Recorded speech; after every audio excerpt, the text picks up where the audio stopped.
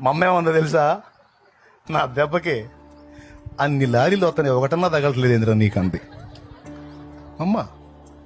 అరే ఆ రోడ్డు మీద అన్ని లారీలు వస్తున్నాయి, ఒకటన్నా తగలట్లేదు ఏంద్రా నీకు అంది. అంటే ఎంత విసిగిస్తే,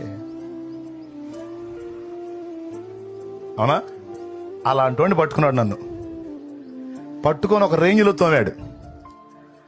ఆ తోముతున్నప్పుడు ఆ తోముడు తట్టుకోలేక ఆయన దగ్గర పోయి కూర్చొని ఏకాంత ప్రార్థనలో, నాలాంటోడు బతకటం అవసరం అంటావా? నాలాంటోడు బతికి భూమి మీద బట్టగట్టి తిరగటం అవసరం అంటావా? నా అంతటి నేను చేస్తే నరకం అంటున్నావు, నా ప్రాణం నువ్వే తీయొచ్చు కావా ఏదో కొంక పెట్టి, ఎందుకు నాకు ఈ బతుకు అని అడిగిన దినాలున్నాయి. నా ప్రాణం తీలే.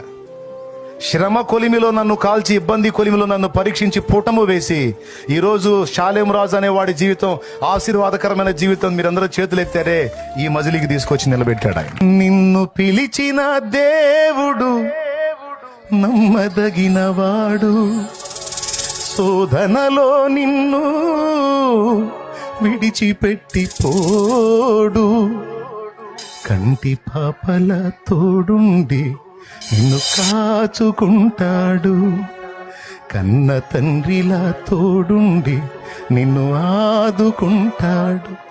ఇన్నాళ్ళు ఆదుకున్నాడు కాబట్టే నువ్వు ఇంకా బతికి బట్టగట్టి తిరుగుతున్నావు. లేకపోతే నీ చరిత్ర ఎప్పుడో క్లోజ్. నీకెదురైన పరిస్థితులకి నీకు అర్థం కాకుండానే నిన్ను వెంటాడాడు, ఆదుకున్నాడు, కాచుకున్నాడు, రక్షించుకున్నాడు. ఇంతకాలం కాచినోడు ఇక ముందు రక్షించడు, ఇక ముందు కాపాడు. అవసరాన్ని బట్టి అగ్ని వంటి శ్రమలను రప్పిస్తున్నాడు. తగిన కాలం ముందు నువ్వు ఉంచమన్నా ఉంచడు.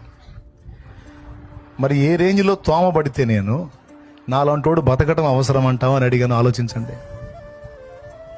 ఒక రేంజ్లో తోమాడు. ఆ తోముడు తట్టుకోలేక ఆ మాట అడిగాను నేను.